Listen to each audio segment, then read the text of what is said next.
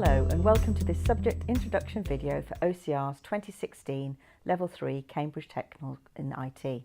My name is Fiona Hackett and I'm a development specialist at OCR and I've been working on the development of the IT suite.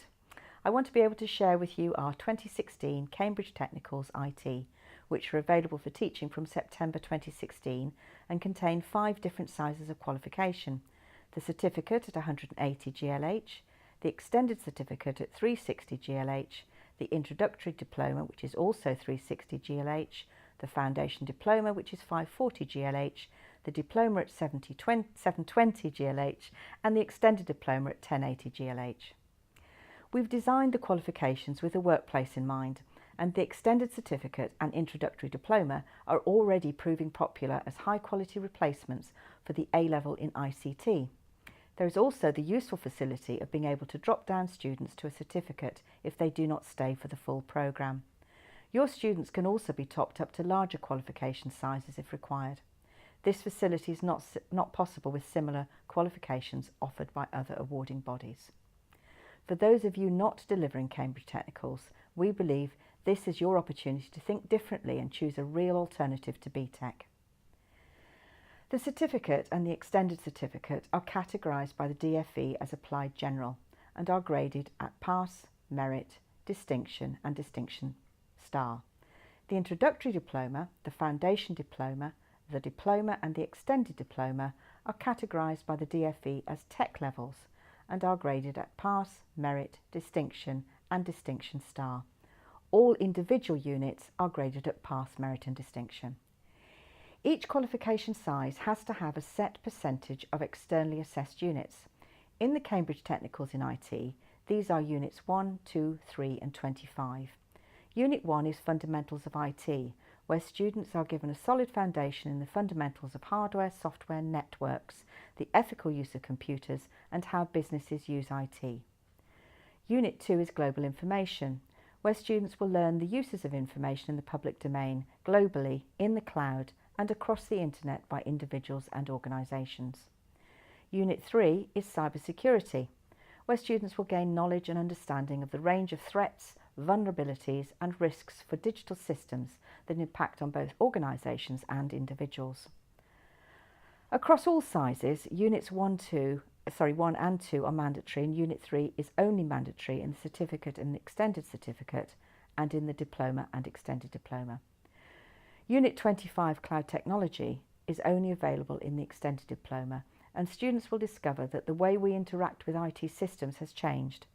The explosion of mobile devices such as phones and tablets has led to the need for an IT infrastructure which can support these technologies, i.e. the cloud. They will learn the basic concepts of cloud technology as it exists in an international setting. All of those units are synoptically linked to other units in the qualification. Now let's look at the different sizes of qualification.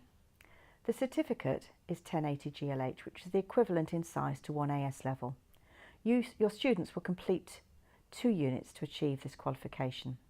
Unit 1, Fundamentals of IT, which is 90 GLH and mandatory, and Unit 2, Global Information, which is 90 GLH and also mandatory.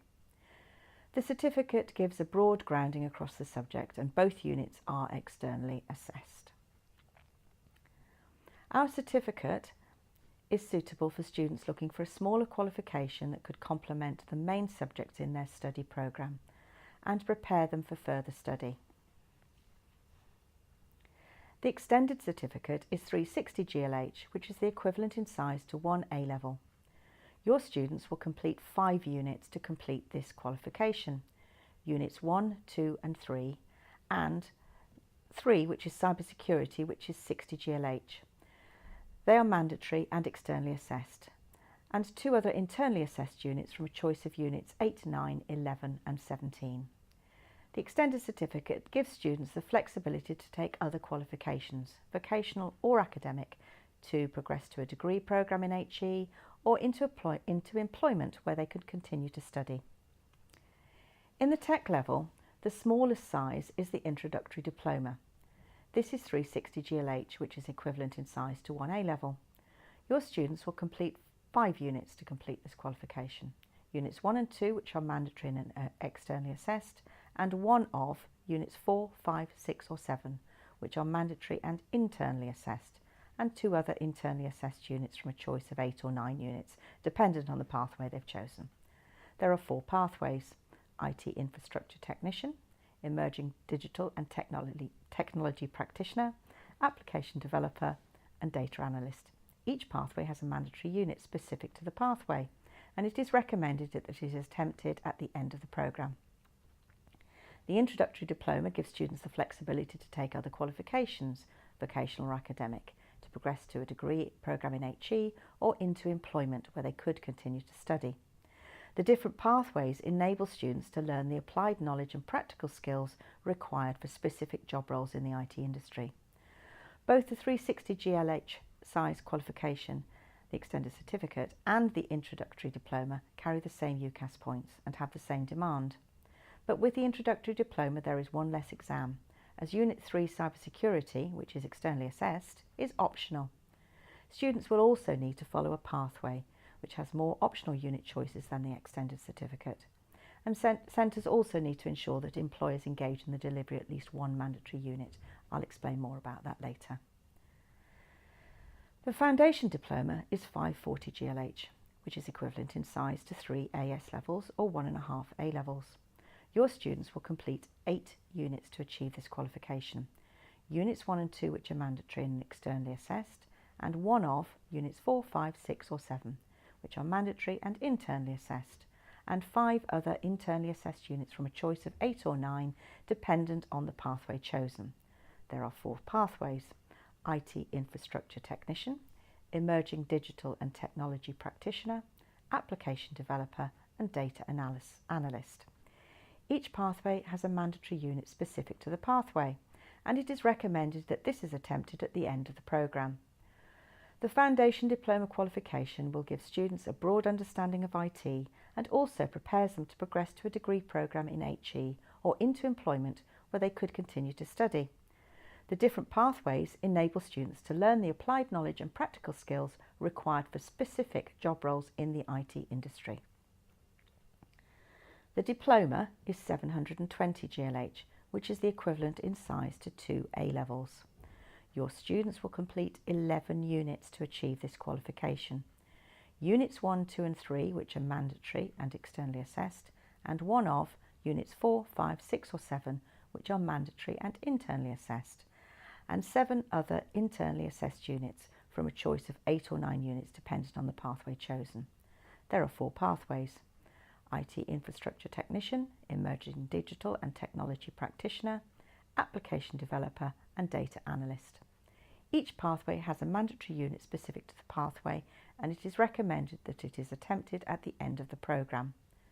The diploma gives students the breadth of IT knowledge to progress to a degree programme in HE or into employment where they could continue to study or into an apprenticeship.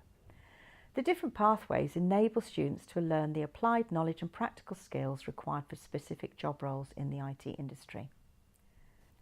The largest qualification in the tech levels is the extended diploma. This is 1080 GLH, which is the equivalent in size to 3 A levels. Your students will complete 17 units to achieve this qualification. Units 1, 2, 3 and 25, which is cloud technology. They are mandatory and externally assessed. 2 out of Units 4, 5, 6 and 7, which are mandatory and internally assessed, and Unit 24 Enterprise Computing, which is mandatory and internally assessed, and a choice of 10 other units dependent on the pathway chosen. There are 2 pathways: Digital Technician and Application Data Practitioner. Each pathway has 2 mandatory units specific to the pathway, and it is recommended that they are attempted towards the end of the programme. The extended diploma gives students the breadth of IT knowledge to progress to a degree programme in HE or into employment or an apprenticeship where they could continue to study. The different pathways enable students to learn the applied knowledge and practical skills required for specific job roles in the IT industry. Unit 24, Enterprise Computing, is only available in the extended diploma and is a concept that is only now gaining traction in the business world.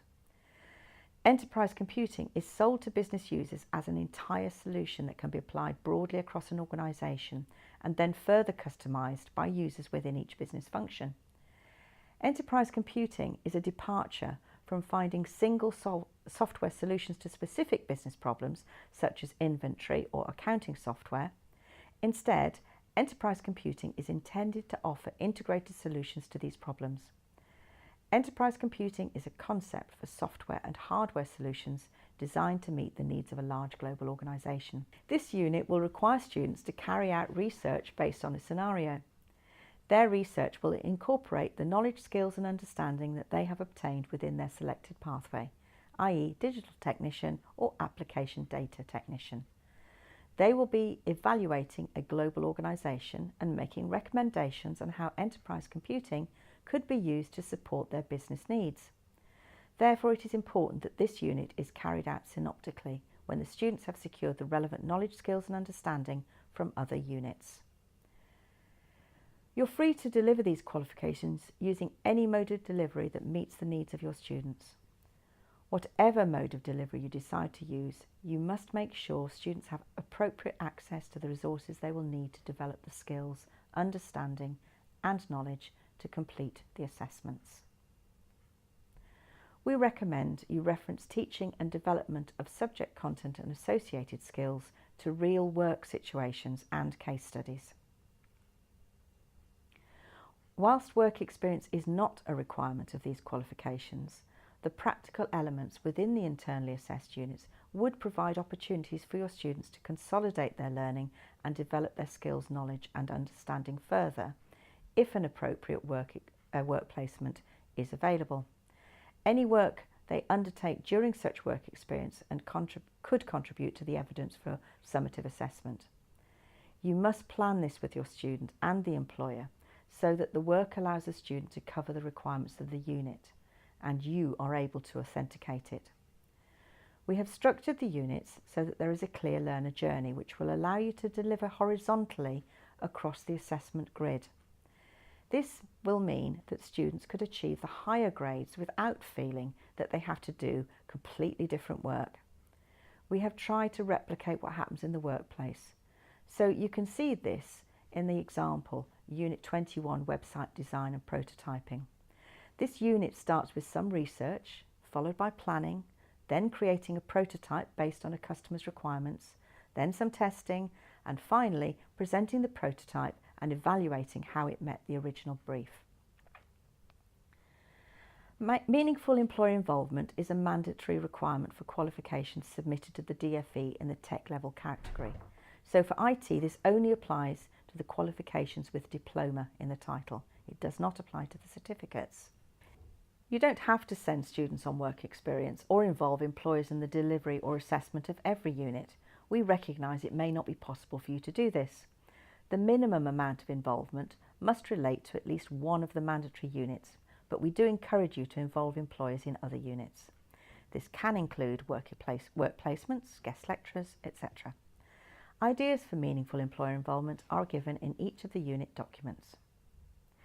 If we think about the website unit again, you could, for example, ask a local employer to provide a brief on how they want their website upgraded or a new one created. They could then provide feedback on the prototypes produced. It's a good idea to read the MEI pages on the OCR website, and you can also download the MEI plan, which you will complete prior to your moderator's first visit, when you will detail how you are going to involve employers in the delivery of some of the units. The introductory diploma, the foundation diploma and diploma all offer 4 different pathways: IT infrastructure technician, emerging digital and technology practitioner, application developer and data analyst. The extended diploma offers 2 pathways: digital technician and application data practitioner.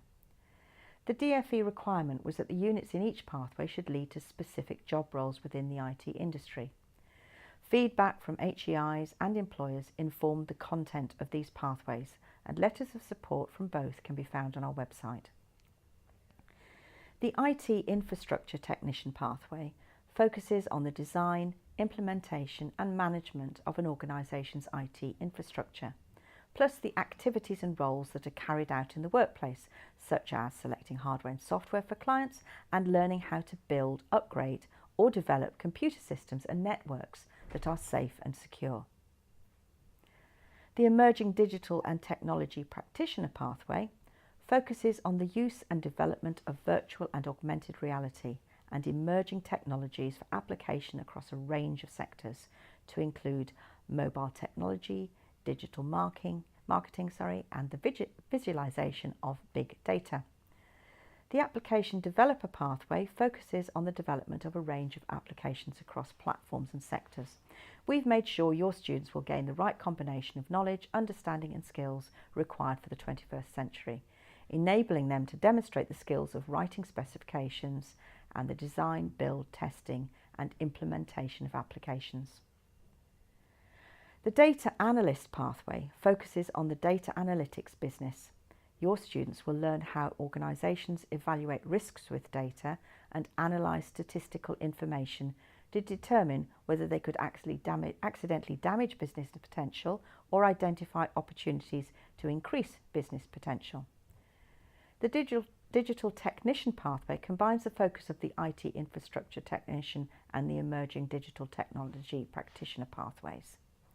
The Application Practitioner pathway combines the focus of the application developer and data analyst pathways. In the pathways for the extended diploma, your students will benefit from broadening their knowledge, skills and understanding through the study of cloud technology, cognitive computing and enterprise computing. We've worked with a range of employers throughout the development of this qualification, including IBM, CompTIA, BT, Cisco, Canon, IT Shape Systems and Barclays. You must consider the relationship between the units when you plan the learning programme. To help you with your delivery planning, most units highlight opportunities for synoptic teaching and learning. You can also look at the delivery guides for each unit, which highlight synoptic links with other units.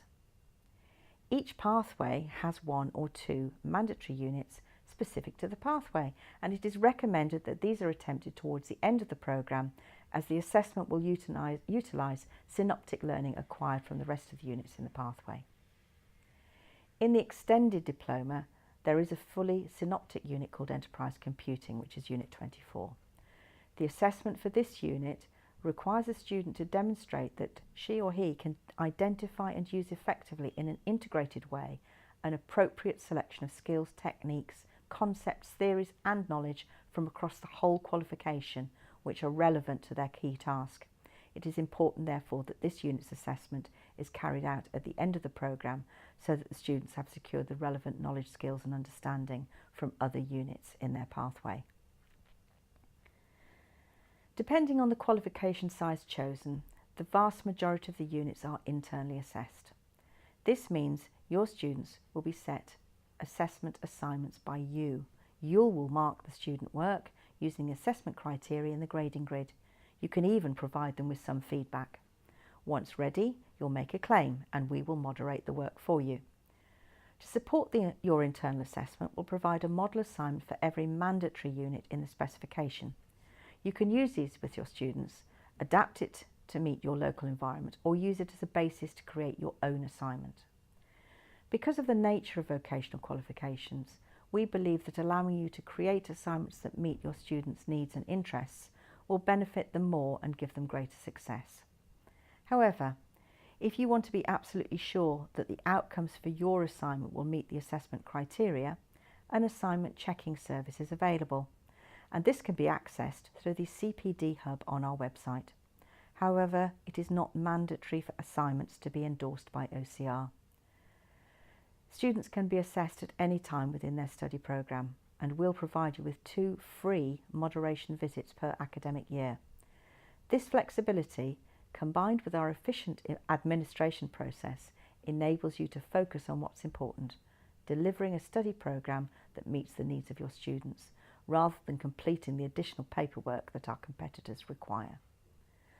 We'll moderate your claim when you're ready, but we'd suggest you plan when you'd expect your students to be ready for moderation and discuss this with your moderator and get your visits booked in well in advance, particularly in the summer term, as this can get very busy.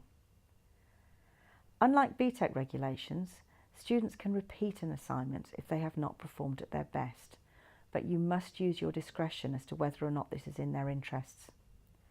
We believe that this is a real advantage compared to our competitors who require your students to complete a brand new assignment within a very short time frame. Our internal assessment really does put your students at the heart of the process, allowing them to reach their maximum potential. We strongly advise that you leave time in your planning in case an assignment needs to be repeated. And please remember that if your students require UCAS points, you must have all units complete and moderated by the 30th of June.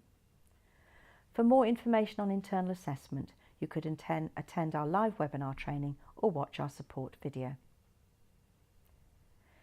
The external assessment for Units 1, 2 and 3 take the form of a written exam. Unit 25 will be a computer-based multiple choice examination. There are 2 exam series each year, January and June. Dates are set by OCR, and if students do fail any of the externally examined units, there will be an opportunity for 1 resit per unit at an additional cost, and the best result will be used. In order to plan your teaching, you need to consider when you're going to enter your students for the exams. If you are not familiar with exam registration, you need to take into account the entry dates that are on the screen now for each series. You can see from the slide that the students need to be registered for an exam about 2 months prior to the exam date. If you miss the entry window, there is a charge for late entry. You will get your results in time to re-register students for the next series if they need to resit. For externally assessed units, if you look in the content, you will see that some content is preceded by IE and some with EG.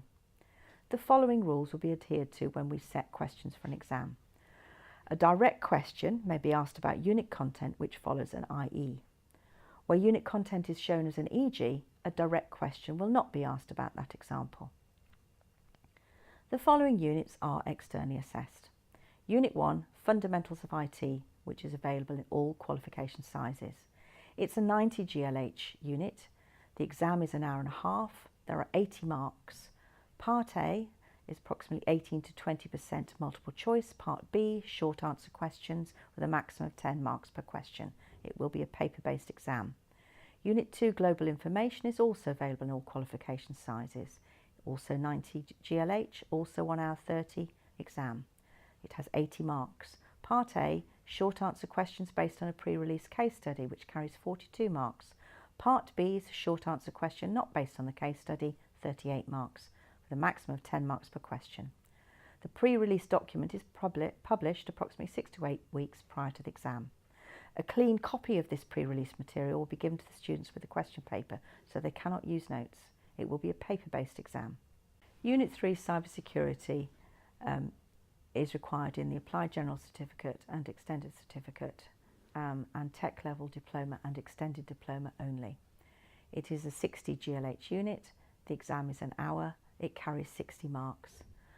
Part A is short answer questions based on a pre-release case study, 40 marks. Part B is a short answer questions not based on the case study, carrying 20 marks. There are a maximum of 88 marks per question. The pre-release document will be published approximately 6 to 8 weeks prior to the exam. A clean copy of this pre-release material will be given to students with the question paper, so they can't take notes in. It will be a paper-based exam. Unit 25, Cloud Technology, is only available in the Tech Level Extended Diploma. It's a 90 GLH unit. The exam is an hour and a half, and the content is mapped to the CompTIA Cloud Essentials Certificate and the Cisco Cloud Fundamentals Certificate. There are 70 marks available from 70 multiple choice questions. It's available in both January and June series, but the first sitting will not be until June 2017. It will be computer-based. Unlike BTEC, our exams are for units that do not exceed 90 GLH, as centres told us that students can have problems retaining the level information required in bigger units. We've also taken your advice about exam length, so we've got nothing over an hour and a half. BTEC have also included some external assessment via controlled tasks that have to be managed by something like 6 hours in a set week. We felt that this would be very difficult for centres to manage, which is why we've stuck to exams.